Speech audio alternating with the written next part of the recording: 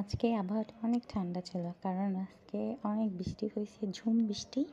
দেন বাসায় ছিল আমার হচ্ছে পেয়ারা, আর আমার পেয়ারা মাখানো খুব বেশি মজা লাগে। তো পেয়ারা মাখানোর জন্য বিট লবণ আর শুকনা মরিচের গুঁড়া নিলাম, দিয়ে মাখিয়ে ফেললাম। মাখাইতে মাখাইতে এই যে দেখেন হয়ে গেল আমার মাখানো। এই যে আমার পেয়ারা মাখানোর লোক কেমন হয়েছে অবশ্যই বলবেন। দেন বাসায় পাঁপড়ও ছিল, চিন্তা করলাম পাঁপড়টা খাইতে অনেক মজা লাগবে এই বৃষ্টিতে, ঠান্ডা ঠান্ডা আবহাওয়ায়। আর ঠান্ডা আবহাওয়ায় আমার পেঁয়াজু, ছোলা, ঝাল ঝাল খাবারগুলো বেশি পছন্দ হয়। তো ওইগুলো তো আর কিছু করতে পারি নাই, তো পাঁপড় যেহেতু ছিল দেন ঝটপট তৈরি করে ফেললাম আমার পাঁপড়টা। পাঁপড়টার লুকটা দেখেন তো কেমন হচ্ছে।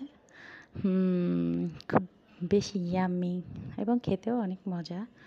আমার এটা বাসা থেকে দিয়েছে। দেখেন এই যে আমার হয়ে গেছে পাঁপড়গুলা ভাজা।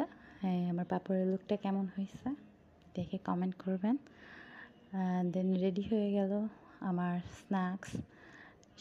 এটা খেতে অনেক বেশি মজা।